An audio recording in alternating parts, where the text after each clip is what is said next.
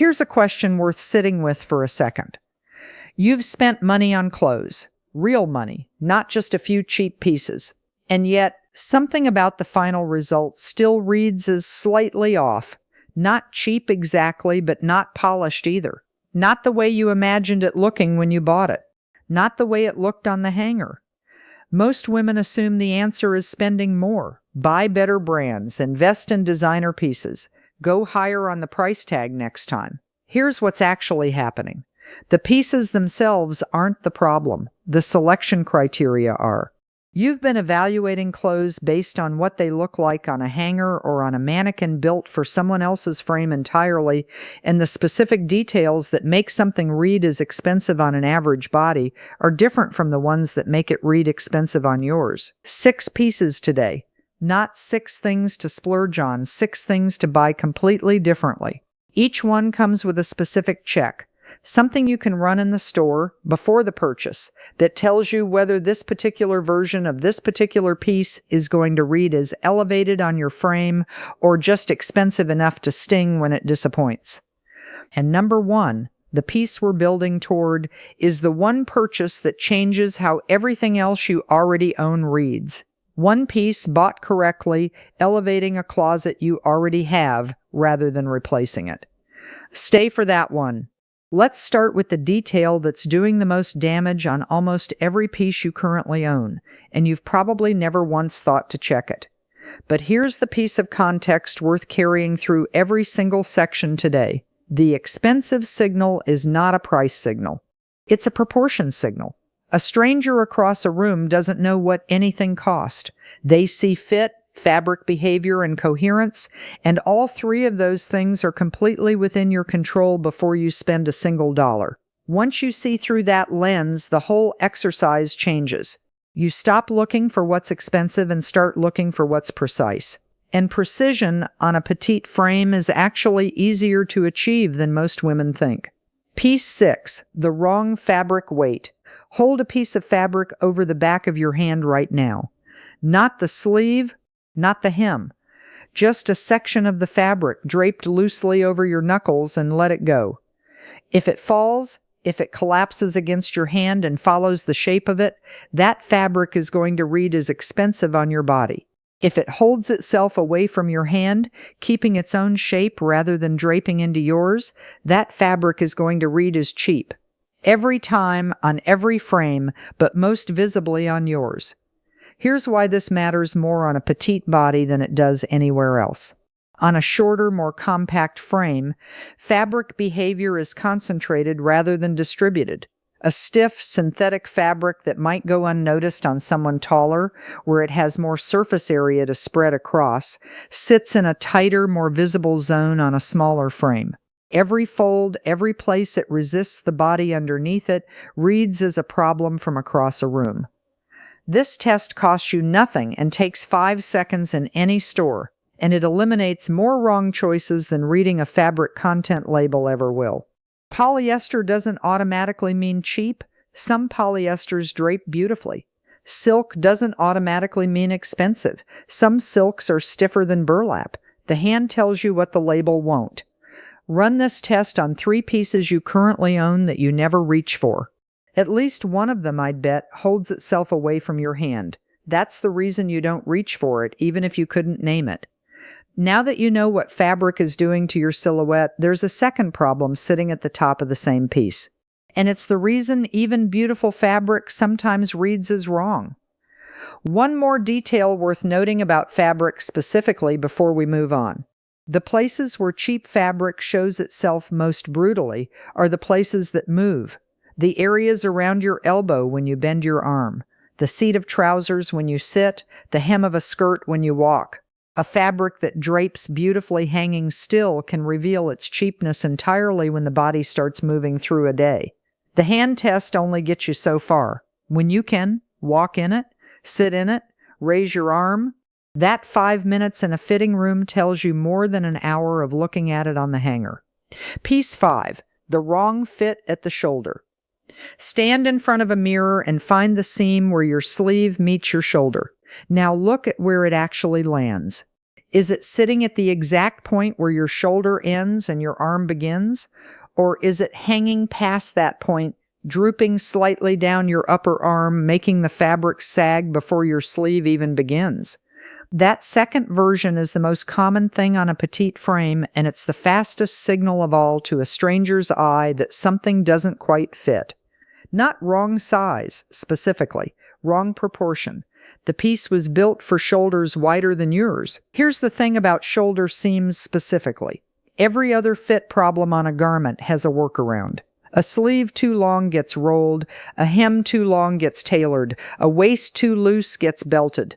But a shoulder seam sitting past your actual shoulder does something structural to the entire garment that no amount of rolling, belting, or adjusting can fix. The whole piece hangs wrong from that point forward because the anchor point, the foundation everything else drapes from, is in the wrong place. This is the check that comes before price, before color, before anything else. Find the shoulder seam. If it sits exactly at your shoulder joint, proceed. If it hangs past it even slightly, put the piece back and don't second-guess yourself about it. A $15 top with the right shoulder seam reads as more expensive than a $100 blouse with a seam hanging an inch too far. That's not an exaggeration.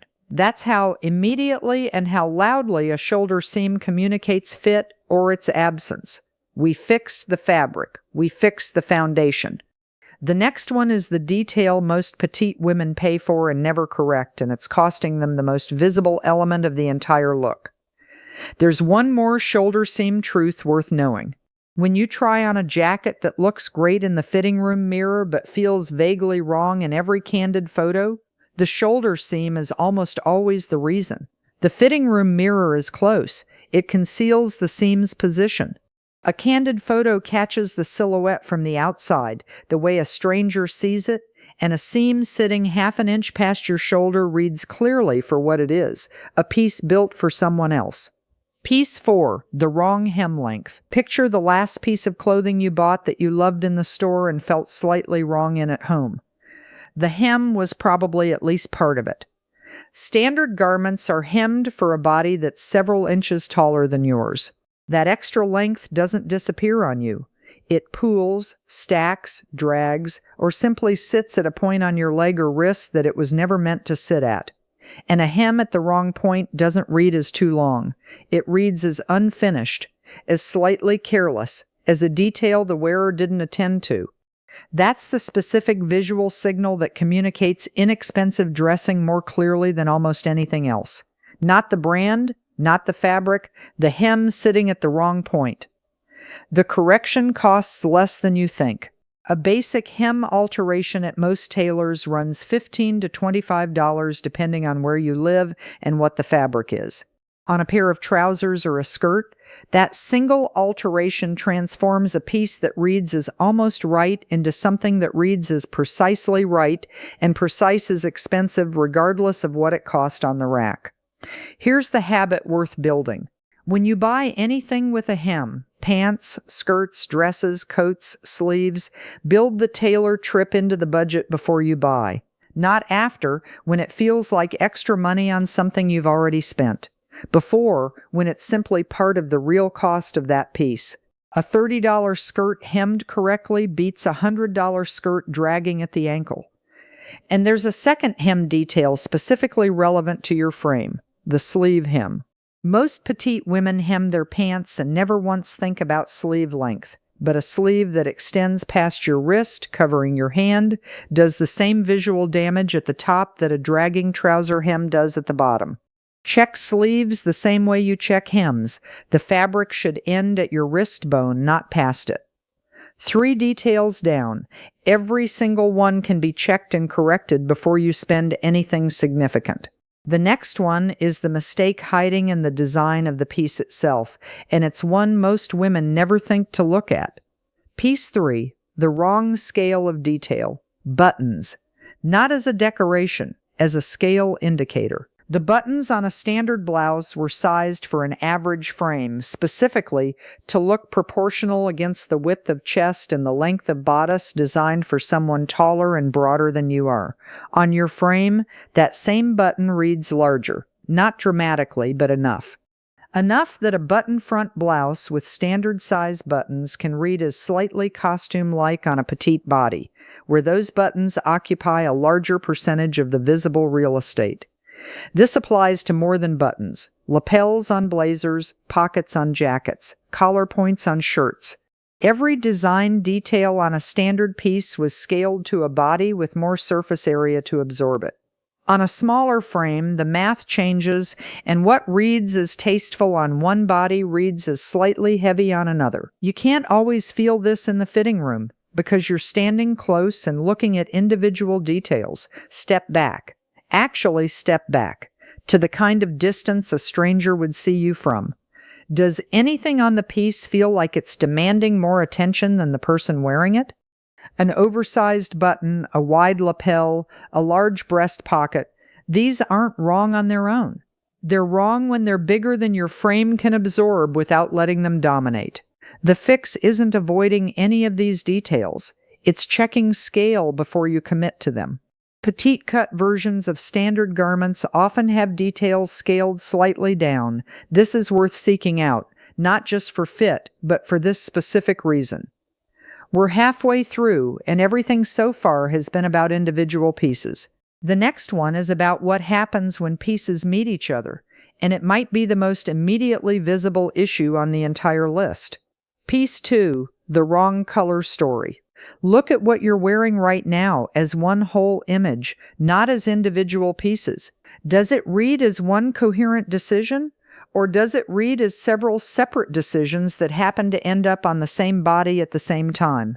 Here's the signal. If every element is from a slightly different color story, a warm-toned top, a cool-toned bottom, a bag in a neutral that doesn't quite belong to either, shoes in a third direction entirely, the outfit reads as assembled rather than chosen. And assembled reads as inexpensive regardless of what each individual piece cost. Expensive dressing reads as intentional at a glance. One color story clearly held throughout, not necessarily matching.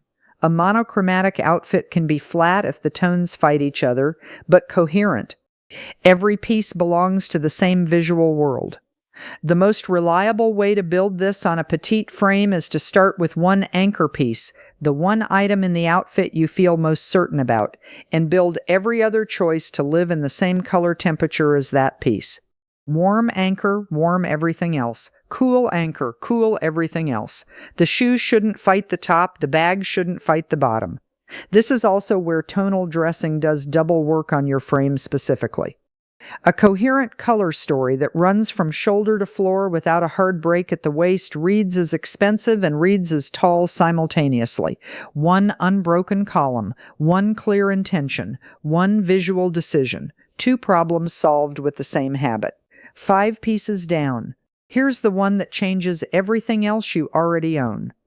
One more thing about color coherence specifically on a petite frame. The break doesn't only happen between top and bottom. It can happen between your shoe and your trouser, where a strongly contrasting shoe cuts your leg line at the ankle and divides what could have been one long column into 2 shorter sections. It can happen between your bag and everything else, where an accent color pulls the eye sideways toward your hip instead of up toward your face. Coherence means the whole system, not just the main pieces. It means the exit point, your shoe, and the element sitting at your hip, your bag, are both participating in the same color story instead of pulling in their own separate directions. 5 pieces down, here's the one that changes everything else you already own. Piece 1, the one coat that changes everything. You don't need a new wardrobe. You need one coat, not any coat. A specific kind of coat chosen by specific criteria that when you put it on over whatever is underneath, the blouse you've had for 3 years, the trousers you bought last season, even a simple crew neck and jeans, makes the whole thing read as curated and considered and expensive. Here's why a coat does this where nothing else does. It's the outermost layer. It's what the world sees first for the longest. And on a petite frame, a coat that fits correctly. Specifically, a shoulder seam landing exactly at the shoulder joint, a length hemmed to exactly the right point on your leg. A fabric that drapes rather than stands away from your body, creates a silhouette so clean that everything underneath becomes irrelevant to the first impression. The fabric matters most here because the coat is the most visible single garment in your wardrobe in terms of sheer surface area. Run the hand test we covered at the very beginning. If it falls, if it drapes, buy the coat. If it holds itself away, walk away regardless of how beautiful the color is. The shoulder seam comes second. If it doesn't sit exactly at your joint, don't buy the coat or build the tailor cost in before you decide. The length comes third. A coat that ends at the right point on your leg, not the generic length the manufacturer chose for someone taller, reads as custom even when it wasn't.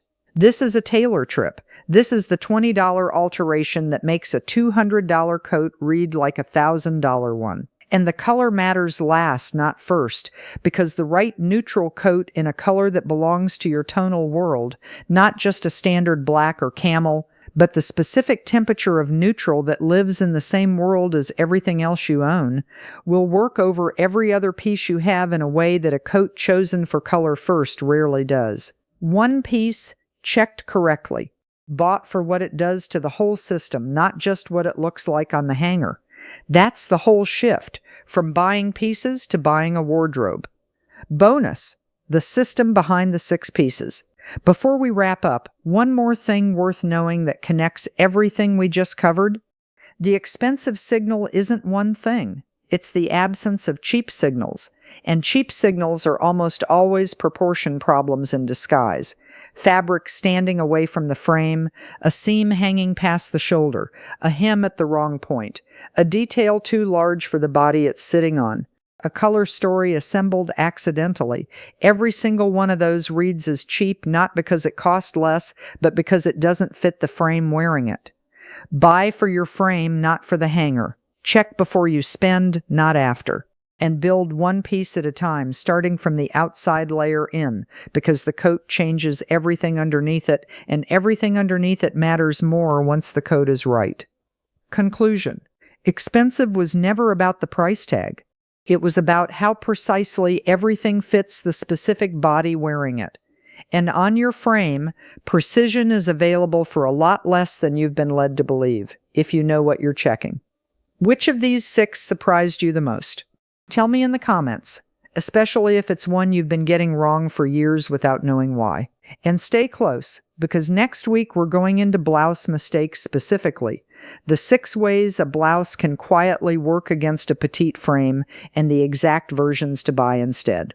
If you've ever bought a blouse you loved in the store and never once reached for it again at home, that one is for you. The coat works as the wardrobe's anchor because its fit, drape, length, and color set the standard for everything underneath, making the 4-point coat check the clearest way to avoid an expensive-looking mistake.